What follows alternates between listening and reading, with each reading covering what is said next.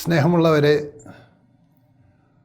മാർ ആൻ്റണി കരിയിൽ പിതാവ് രാജിവെച്ചതിൻ്റെ കാരണങ്ങളെ സൂചിപ്പിച്ചുകൊണ്ട് ഒരു കത്ത് വിശ്വാസി സമൂഹത്തിന് അയക്കുകയുണ്ടായി.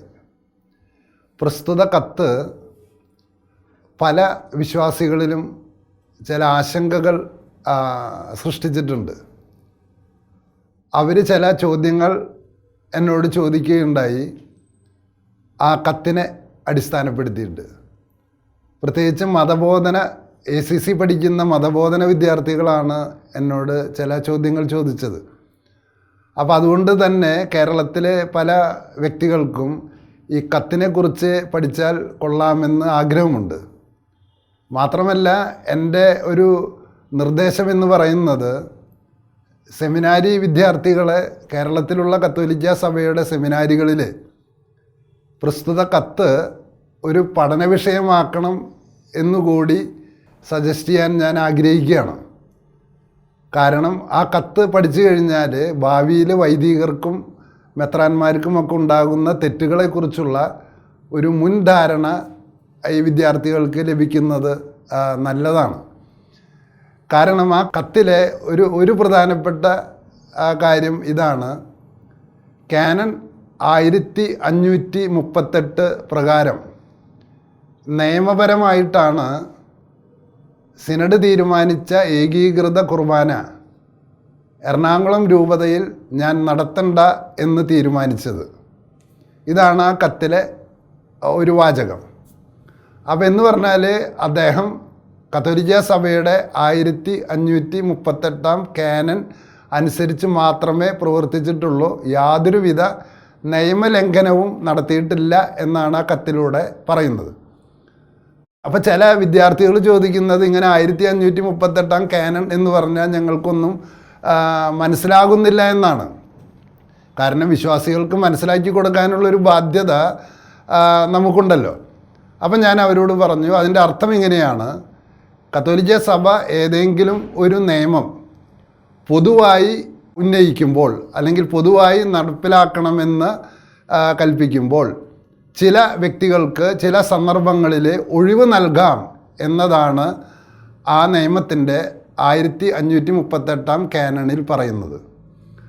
അപ്പോൾ ഈ കാനൻ്റെ എക്സിക്യൂഷനാണ് അല്ലെങ്കിൽ നടപ്പിലാക്കലാണ് ആൻ്റണി കരിയിൽ പിതാവ് എറണാകുളം രൂപതയിൽ നടപ്പിലാക്കിയതെന്ന് അവകാശപ്പെടുന്നു. എന്താണ് യഥാർത്ഥത്തിൽ ഇതിൻ്റെ അർത്ഥം? കുട്ടികൾ തന്നെ ചിലപ്പോൾ ചോദിക്കാറുണ്ട്. ഒരിക്കൽ പള്ളിയിൽ കണ്ട ഒരു സംഭവം ഇങ്ങനെയാണ്: ഒരു ഫാമിലി കുർബാന കാണാൻ വന്നിരിക്കുകയാണ്. അപ്പം മുട്ടുകുത്തി നിൽക്കുന്ന സമയത്ത് ആ കുട്ടികളുടെ അമ്മ മുട്ടുകുത്തുന്നില്ല. അപ്പോൾ അപ്പൻ ആ കുട്ടികളോട് പറയാണ് മുട്ടുകുത്തി നിൽക്കാൻ. അപ്പോൾ കുട്ടികൾ അപ്പനോട് പറയാണ്, അമ്മ മുട്ടുകുത്തുന്നില്ലല്ലോ, പിന്നെ ഞങ്ങളെന്തിനാ മുട്ടുകുത്തണത്? അപ്പോൾ മുട്ടുകുത്തുന്നതിൽ നിന്ന്, അത് നമ്മുടെ കുർബാന ക്രമത്തിൻ്റെ ഭാഗമാണ് ചില സമയങ്ങളിൽ മുട്ടുകുത്തുക എന്നുള്ളത്. അതിൽ നിന്ന് ഈ അപ്പൻ അമ്മയ്ക്ക് ഒഴിവ് കൊടുത്തിരിക്കുന്നു. അതിൻ്റെ കാരണം മറ്റൊന്നുമല്ല, ആ അമ്മയുടെ കാലിൻ്റെ മുട്ട് സർജറി കഴിഞ്ഞിട്ട് ആ അമ്മയ്ക്ക് മുട്ടുകുത്താൻ പറ്റാത്ത സാഹചര്യമുണ്ട്. അപ്പോൾ ഈ മക്കൾ പറയുന്നത്, അമ്മയ്ക്ക് നൽകാമെന്നുണ്ടെങ്കിൽ നമ്മുടെ കുടുംബം മുഴുവനും ആ നിയമം ബാധകമാക്കിക്കൂടെ? പ്രിയമുള്ളവരെ, പൊതുവായൊരു നിയമം ചില പ്രത്യേക വ്യക്തികൾക്ക് ചില കാരണങ്ങളാൽ നടപ്പിലാക്കാൻ ബുദ്ധിമുട്ട് വരുമ്പോൾ ആ സ്ഥാപനത്തിൻ്റെ അധികാരി ആ വ്യക്തികൾക്ക് കൊടുക്കുന്ന പ്രത്യേക ഒഴിവാണ് കാനൻ 1538 നമ്പർ കാനൻ. ഉദാഹരണം പറഞ്ഞാൽ, എൻ്റെ പഴയ കാലത്ത് വീട്ടിൽ എല്ലാവരും നോമ്പെടുക്കും. പക്ഷെ അമ്മാമ്മയ്ക്ക് അസുഖമായതുകൊണ്ട് അമ്മാമ്മയ്ക്ക് മാത്രം അപ്പൻ മീൻ വാങ്ങി കൊടുക്കും. അപ്പം നോമ്പാ വേണ്ടാന്ന് വെക്കണോ? ഒരിക്കൽ എനിക്ക് ഞായറാഴ്ച വിശുദ്ധ കുർബാനയിൽ പങ്കെടുക്കാൻ കഴിഞ്ഞില്ല. സഭ ഇത് കടപ്പെടുത്തുന്നതാകയാൽ അടുത്ത ദിവസം ഞാൻ എൻ്റെ കുമ്പസാരക്കാരനോട്, കുമ്പസാരത്തിൽ ഞാൻ വിശുദ്ധ കുർബാനയിൽ പങ്കെടുത്തില്ല, അതുകൊണ്ട് എനിക്ക് മാപ്പ് തരണം എന്ന് പറഞ്ഞു. അപ്പോൾ എന്തുകൊണ്ടാണ് ഞാൻ ഞായറാഴ്ച വിശുദ്ധ കുർബാനയിൽ പങ്കെടുക്കാത്തതെന്ന് എൻ്റെ സുഹൃത്തായ ആ അച്ഛൻ എന്നോട് തിരിച്ച് ചോദിച്ചു. അപ്പോൾ ഞാൻ അച്ഛനോട് പറഞ്ഞു, അച്ഛാ, ഞാൻ ഡൽഹിയിലേക്കുള്ള യാത്രാമധ്യേ ഞായറാഴ്ച ദിവസം ട്രെയിനിലായിരുന്നു. അതുകൊണ്ടാണ് എനിക്ക് വിശുദ്ധ കുർബാനയിൽ പങ്കെടുക്കാൻ കഴിയാതിരുന്നത്. അപ്പോൾ അച്ഛൻ പറഞ്ഞു, അതിനെക്കുറിച്ച് കടം എന്ന രീതിയിൽ ചിന്തിക്കേണ്ട, ആ കാണുന്നതിൽ നിന്ന് ഞാൻ ഒഴിവാക്കി തന്നിരിക്കുന്നു. അപ്പോൾ ഇത്തരത്തിൽ പ്രത്യേക സാഹചര്യങ്ങളിൽ ഒഴിവാക്കി തരാവുന്ന ഒരു പൊതു നിയമമാണ് സഭ പ്രഖ്യാപിച്ചുകൊണ്ടിരിക്കുന്നത്. അതാണ് 1538 അർത്ഥം. അതുകൊണ്ട് ഇങ്ങനെ ഫ്രാൻസിസ് മാഷ്ക്ക് കുർബാനയിൽ പങ്കെടുക്കുന്നത് ഞായറാഴ്ച ഒഴിവാക്കിയിട്ടുണ്ട് എന്ന കാരണത്താൽ ഇടവകയിലുള്ളവർക്കൊക്കെ ഞായറാഴ്ച കുർബാന ഒഴിവാക്കി കൊടുക്കാനായിട്ട് അച്ഛന് അധികാരമുണ്ടോ? കാനൺ 1538 നിയമത്തിൻ്റെ അന്തസത്ത അതാണ്.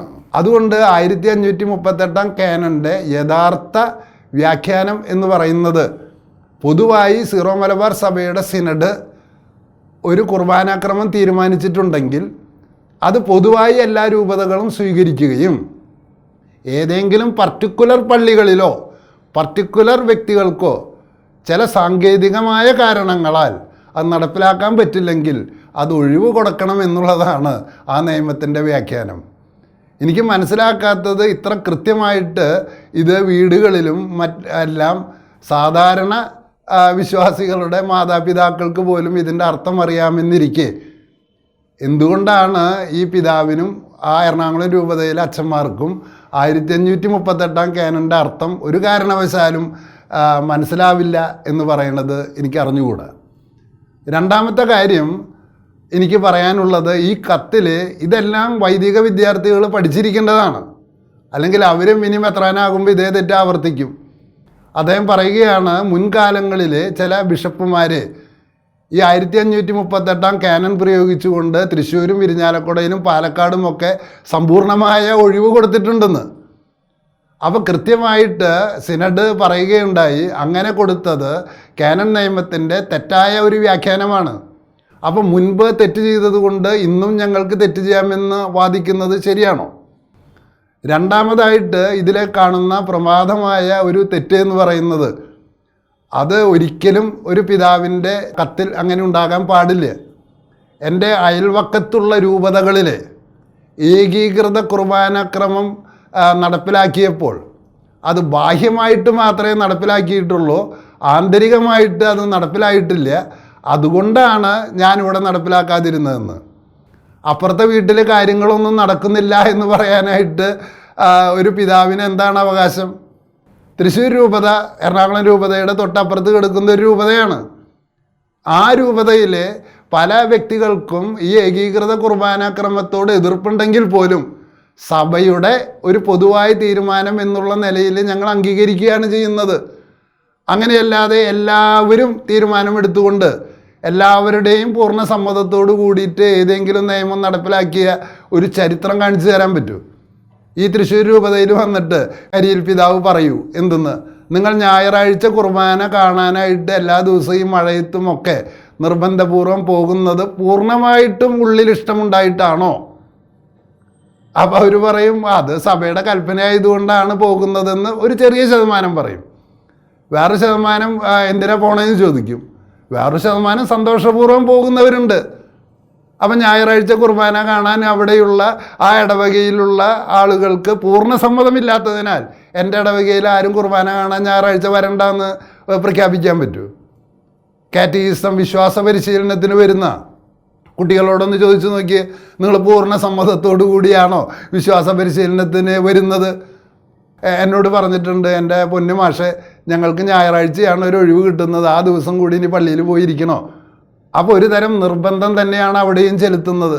അത് പ്രായമാകുമ്പോൾ അവർക്ക് മനസ്സിലാകും, ചെറുപ്പത്തിൽ ഞങ്ങളെ നിർബന്ധിച്ചതുകൊണ്ട് ഞങ്ങൾക്ക് പ്രായമാകുമ്പോൾ ഗുണമുണ്ടാകുമെന്ന്. അപ്പോൾ രണ്ടാമതായിട്ട് ഇത്തരം ഒരു പ്രസ്താവന ഒരു പിതാവിൻ്റെ കത്തിൽ ഒരിക്കലും വരാൻ പാടില്ല.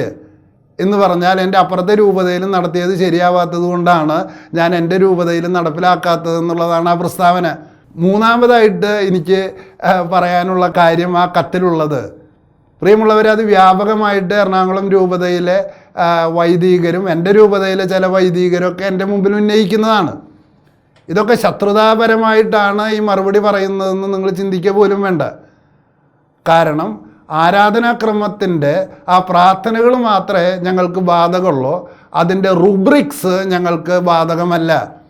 അത് വിശ്വാസത്തെയും ധാർമ്മികതയും സംബന്ധിച്ച ഒരു കാര്യമല്ല റുബ്രിക്സ്. അപ്പോൾ സാധാരണ വിശ്വാസികൾ എന്നോട് ചോദിക്കുകയാണ്, എന്താ മാഷേ ഈ റുബ്രിക്സ് എന്ന് പറഞ്ഞാൽ എന്താ അർത്ഥം?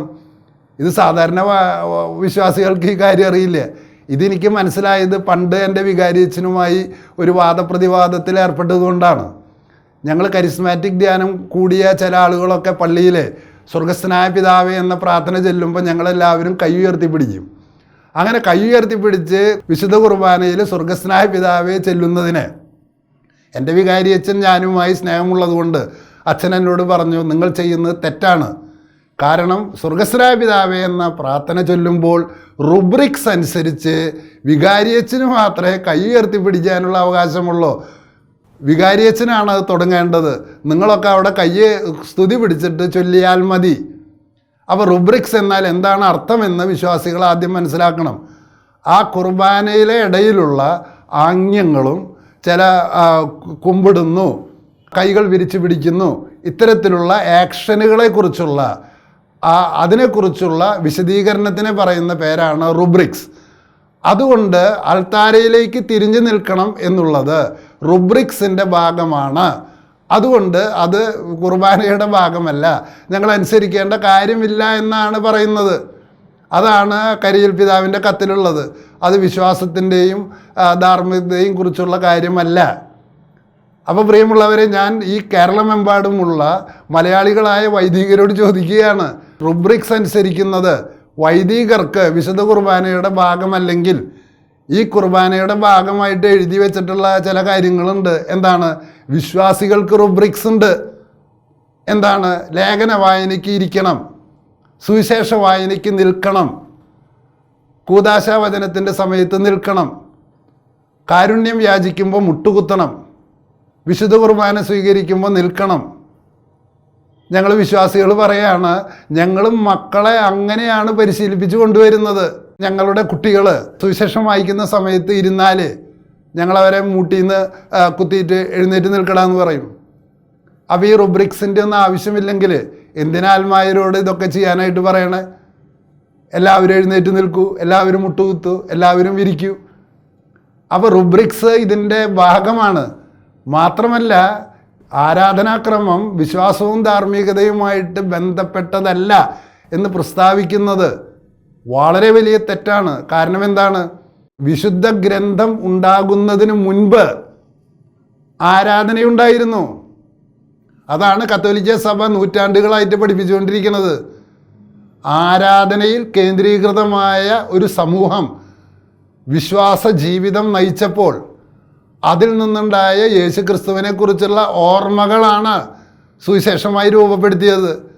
അപ്പോൾ സഭയാണോ ആദ്യമുണ്ടായത്, വിശുദ്ധ ഗ്രന്ഥമാണോ ആദ്യമുണ്ടായത് എന്നുള്ള ചോദ്യത്തിന് എൻ്റെ 64 വയസ്സ് വരെ ഞാൻ സഭയിൽ നിന്ന് കേട്ടത് വിശുദ്ധ ഗ്രന്ഥം ഉണ്ടാകുന്നതിന് മുൻപ് സഭയുണ്ടായിട്ടുണ്ട്. ആരാധനയിൽ കേന്ദ്രീകൃതമായിട്ടുള്ളൊരു സമൂഹമാണ് സഭ. അതുകൊണ്ട് ആ ആരാധന രീതികളിൽ നിന്നാണ് യഥാർത്ഥത്തിൽ സഭാത്മക ജീവിതം പൊട്ടിപ്പുറപ്പെടുന്നത്.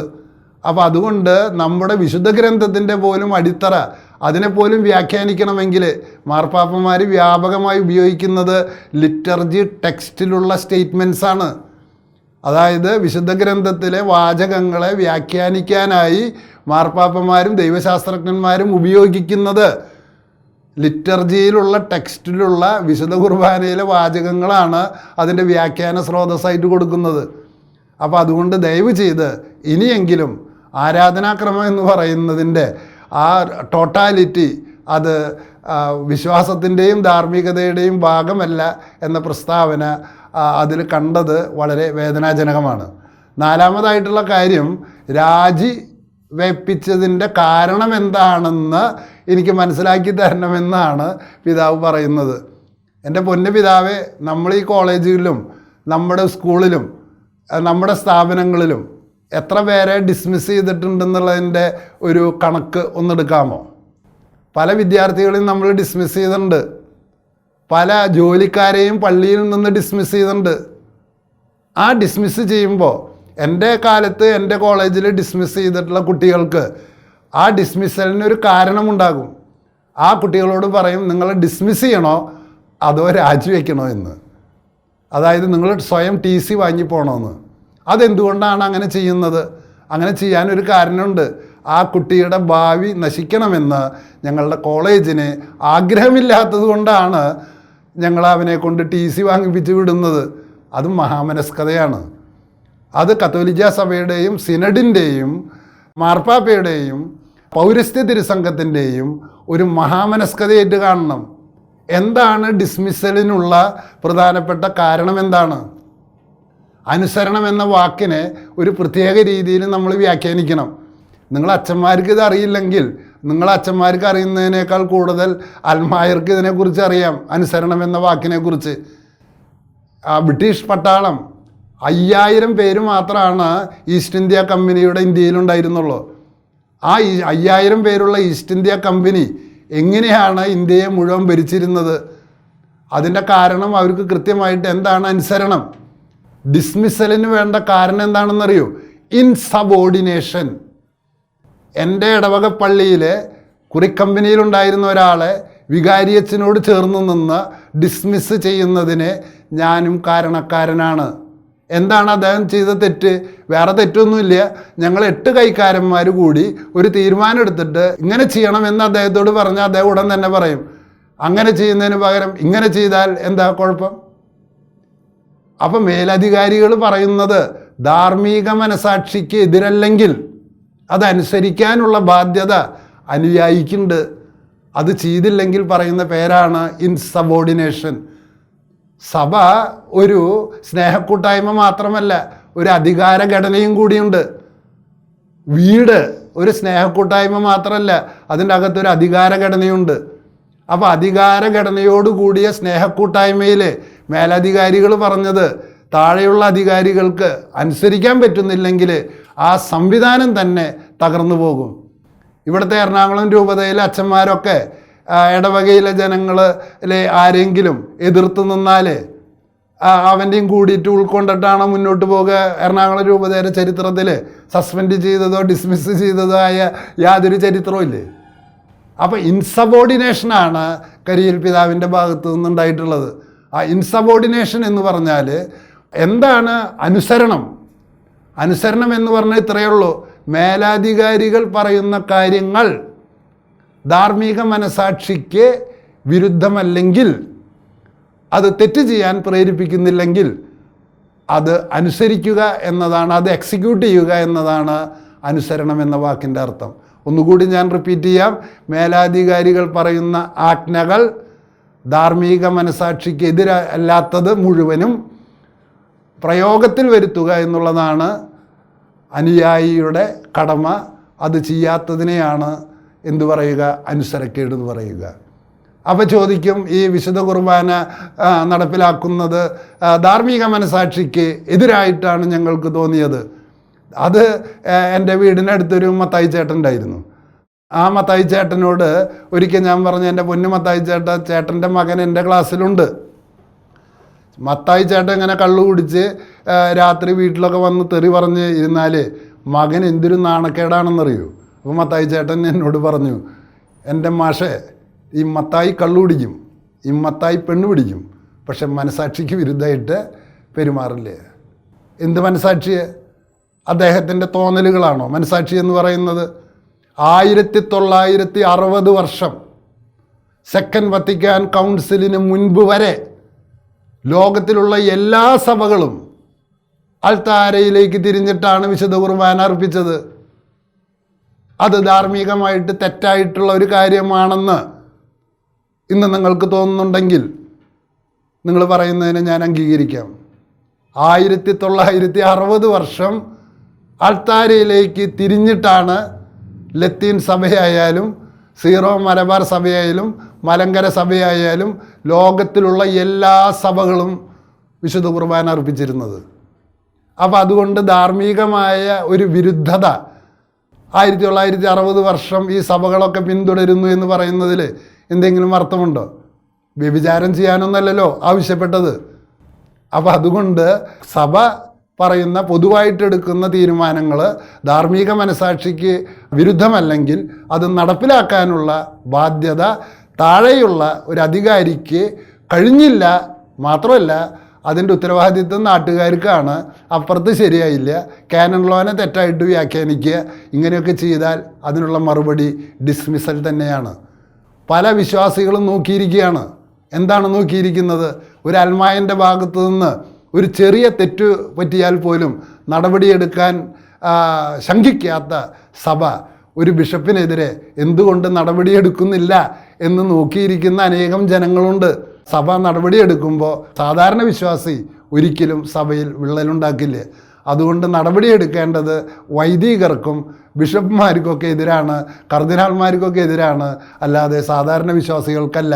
അതുകൊണ്ട് അഭിവന്യ പിതാവേ, അങ്ങയോട് പറയാനുള്ളത്, ഇൻസബോർഡിനേഷൻ എന്ന് പറയുന്നത് നിലനിൽക്കുന്നുണ്ടെങ്കിൽ സഭയ്ക്ക് മുന്നോട്ട് പോകാൻ പറ്റില്ല. അതാണ് അങ്ങ് ചെയ്ത തെറ്റ്. ആ തെറ്റ് ന്യായീകരിക്കാൻ വേണ്ടി ഈ കത്തെഴുതിയത് ശരിയായ ഒരു രീതിയല്ല. നമുക്കറിയാം, ഒരു പക്ഷേ പിതാവിൻ്റെ ഭാഗത്ത് നിന്ന് ശരികളുണ്ടാകാം. ആ ശരികളുണ്ടെങ്കിൽ എങ്ങനെയാണ് നമ്മൾ ആ ശരികളോട് പ്രതികരിക്കേണ്ടത്? അതിന് കത്തോലിക്ക സഭയിലെ വിശുദ്ധന്മാർ ഒരു മാർഗം കാണിച്ചു തന്നിട്ടുണ്ട്. എത്രയോ വിശുദ്ധന്മാരെ സഭ ചിലപ്പോഴൊക്കെ യോഹന്നാൻ ക്രൂസിൻ്റെ ചരിത്രം പരിശോധിക്കുമ്പോൾ ആ വിശുദ്ധനെ സെമിനാരിയിൽ കെട്ടിയിട്ടിട്ട് അടിച്ചിട്ടുണ്ട്. പക്ഷെ പുഞ്ചിരിയോടുകൂടി അത് സ്വീകരിക്കുകയും വർഷങ്ങൾക്ക് ശേഷം തൻ്റെ ഭാഗത്താണ് ശരിയെന്ന് തെളിഞ്ഞപ്പോൾ അദ്ദേഹത്തിനോട് മാപ്പ് ചോദിക്കുകയുമാണ്. ഒരു കുറ്റക്കാരനാണെന്ന് വിധിക്കാനല്ല ഈ ഒരു സന്ദർഭം വിനിയോഗിക്കുന്നത്. ആൻ്റണി കരിയിൽ പിതാവ് ഒരു യഥാർത്ഥ ക്രിസ്തു ശിഷ്യനായിരുന്നെങ്കിൽ ചെയ്യേണ്ടിയിരുന്നത് കാലത്തിന് കർത്താവിനെ ഉയർത്തെഴുന്നേൽക്കാനുള്ള ഒരു കാലഘട്ടം ക്ഷമയോടെ കാത്തിരിക്കുകയായിരുന്നു. അതിനു പകരം എരുതിയിൽ എണ്ണയൊഴിക്കുന്നത് പോലെ ദുർവ്യാഖ്യാനങ്ങളുമായിട്ടുള്ള ഈ കത്ത് ശരിയായില്ല. എങ്കിലും ആ കത്ത് പഠന വിഷയമാക്കിയാൽ എന്താണ് ഭാവിയിലുള്ളവർക്ക് വരാനുള്ള തെറ്റിൻ്റെ സാധ്യതകൾ എന്ന് തിരിച്ചറിയാൻ സാധിക്കും. അതുകൊണ്ട് ഈ കത്തെഴുതിയതിലെ ദൈവപരിപാലനയ്ക്ക് നന്ദി പറഞ്ഞുകൊണ്ട് ഞാൻ നിർത്തുന്നു. നന്ദി.